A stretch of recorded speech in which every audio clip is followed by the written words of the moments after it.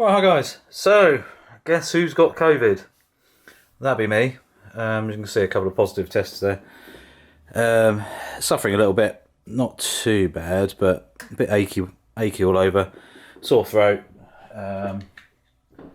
headaches and whatever. Do feel a bit crap, and if I breathe in too deep, it's quite horrible. But so I'm sat at home, bored, out of my brain. I thought, what can I do? Can't go out and take photos at the moment, obviously. So I thought, do you know what? I've got some old magazines somewhere. So here's one from. I thought I'd have a bit of a look back and see how we were sort of back in 2017. So 14 years ago. Digital cameras, DSLRs and stuff were taken off quite nicely back then. So I thought I'd have a quick look through. This is the Professional Photographer, and it's December 2007. So it was £3.80 then. So I had subscriptions to these. And you had the Canon Eos 1DS Mark III had just come out. So I thought I'd have a quick look through and see what we had, And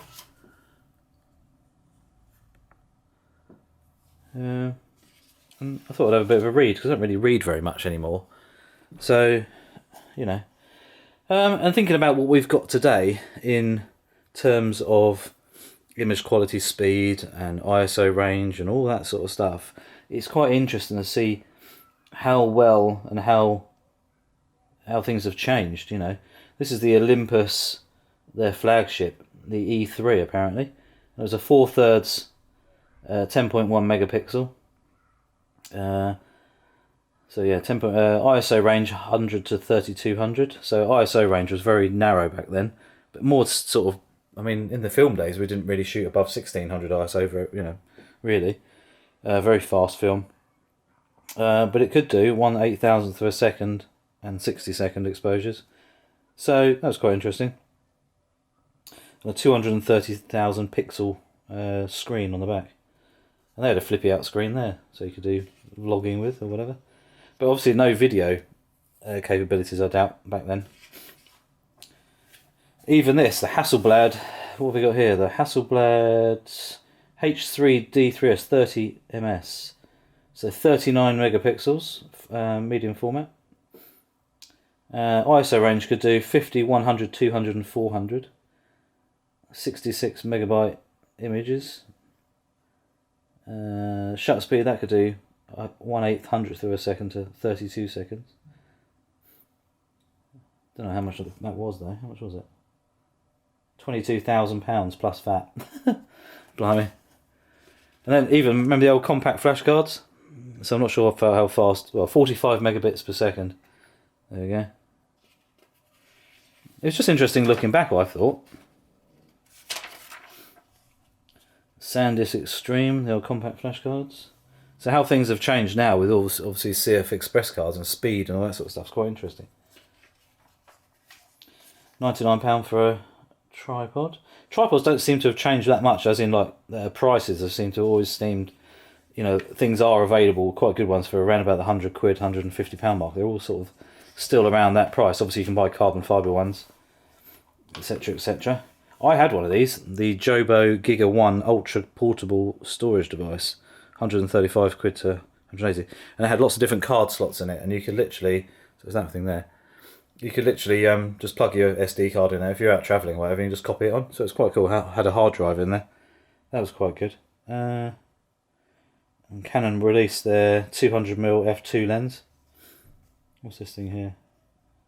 XS Drive Vision 2004 hard drive, 160 gig. So similar sort of situation to that. And even talking film still, £3 for a Kodak Professional. 400 speed. What else we got here? It's just quite interesting. I would definitely have all printers. Printers I always hated. They're almost like black magic. They're just like this weird, like crazy weird things. I still don't understand. I know how they work, but I still don't understand how they can work. If you know what I mean. It's almost scary.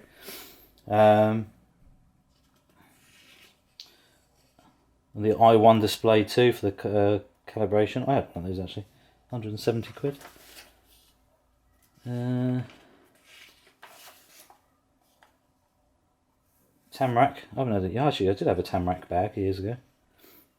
I went to sort of low pro because I found that low pro seemed to be better. Metz flashes. So 24 to 105mm power. For Nikon and Canon compatible. See, back then Sony was still quite new. They'd only just taken over Minolta.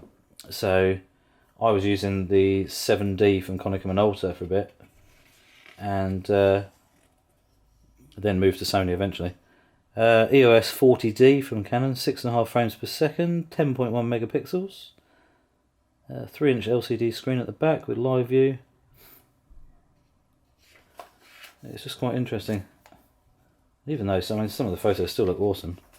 It's just amazing how some of the things that we take for granted now, we just didn't have. You know, I autofocus and stuff, we didn't have that before. So we just did things differently. The FinePix S5 Pro. You can see that. Fujifilm, 12.3 megapixel. Super CCD, up to ISO 3200. 11 point autofocus. Remember that? Now we've got 700 odd. Taking your business online. Blimey, that's so taking your business online. So it's still, the internet was still, you know, building.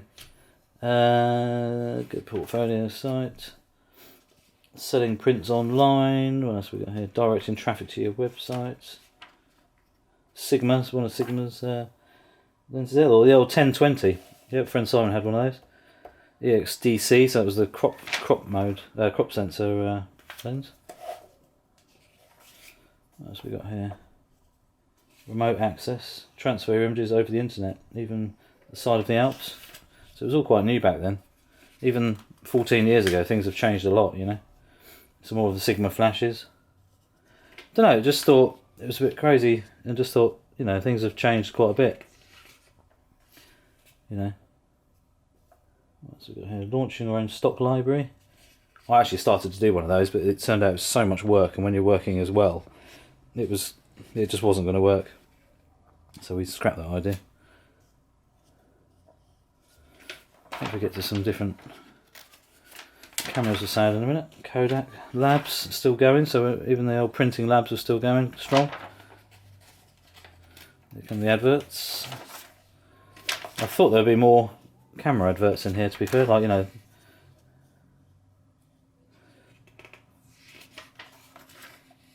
it's all about car photography. There we go. So the Canon EOS 1DS Mark III, the Canon EOS 40D, flash guns, colour management part 2. So as I was saying, the 1DS Mark III, and yeah, 21 megapixels. So that was, I think that was the first quite high end Canon. You know, it was sort of that high megapixels. It was £6,000 back then. So when people say the Sony A1 is expensive, so back in 2007, the Canon EOS 1DS Mark III, sorry, it was $5,995.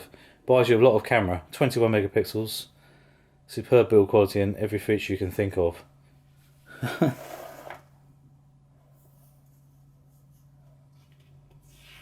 Crazy. And this is where we were looking at detail, like cropping in at 21 megapixels into the eyes and stuff like that. So for £5,999 was the body only, full frame sensor, 21.1 megapixels, had an image processor, dual digit 3 processors, so 19 focus points, plus 26 invisible AF assist points, ISO sensitivity on 100 to 1600, and expandable up to 3200.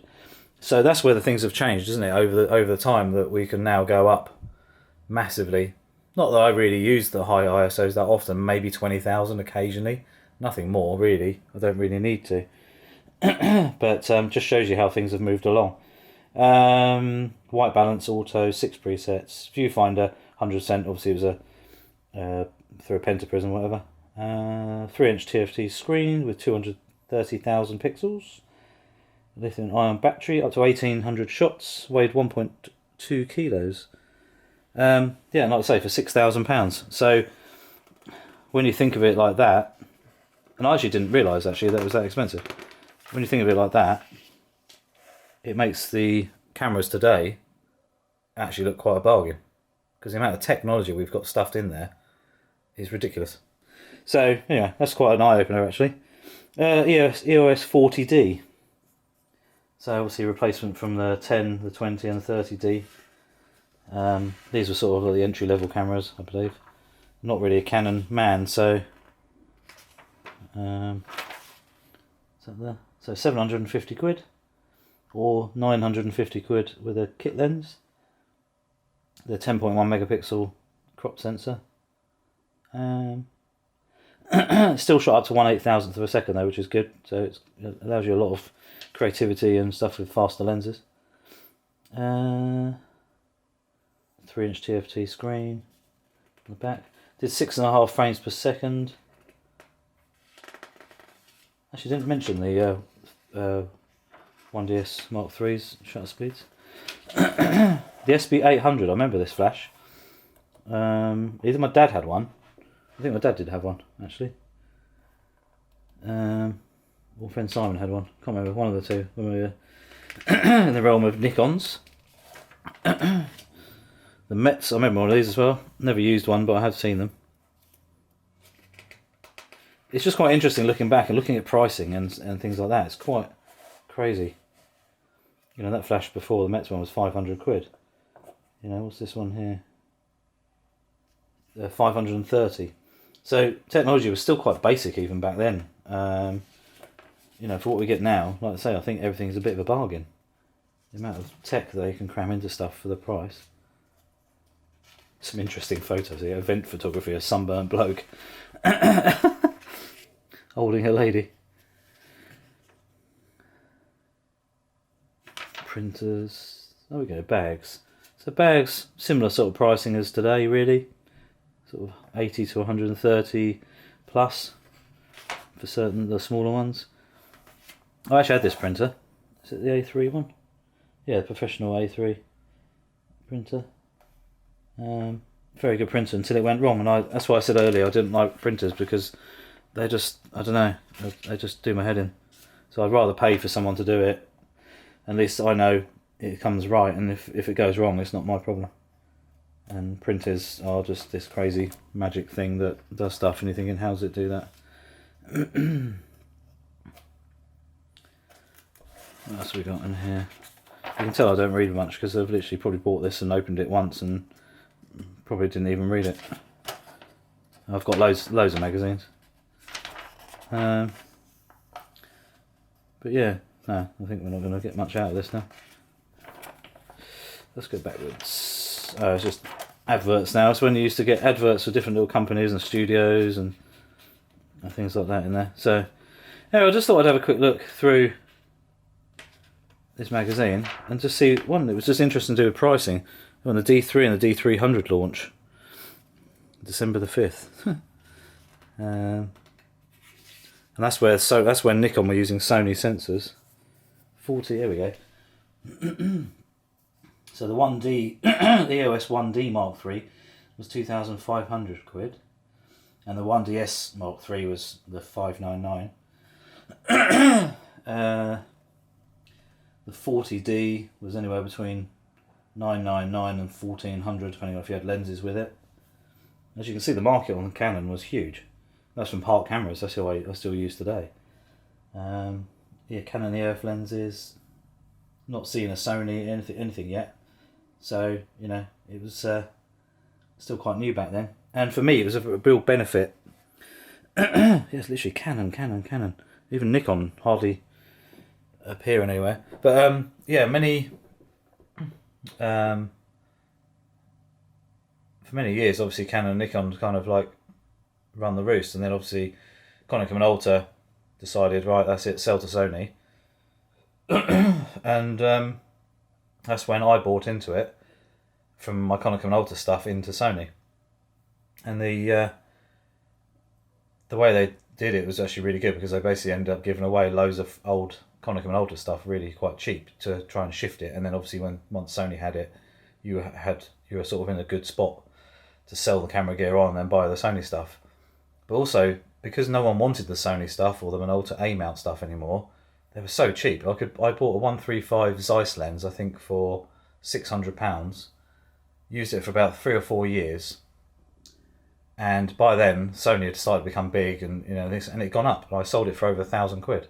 So I wish I'd bought other lenses actually, because they would have gone up they went up in value compared to when I bought them, when no one really wanted them. So they were just sort of dead stock really, and the camera shops like Park Cameras just wanted to get rid of them.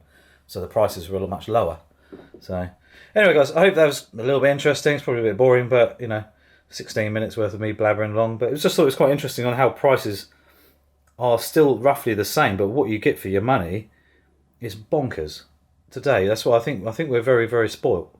And, I think, some of the kit we've got now, even the lower end stuff, blows your mind on how good it is for the money that we can spend today.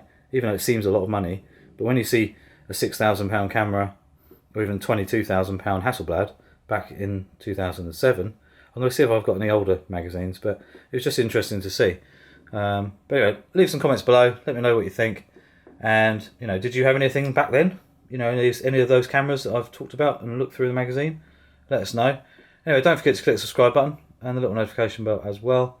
And I hope I can get rid of this bloody cough and the COVID thing. It's not that bad, luckily, but it is draining. I'm feeling knackered and I've not done anything. So, but anyway, like I say, I shall see you soon, and hopefully I can get out with a camera next week sometime. Hopefully once I'm better, but we shall see. Anyway, see you soon.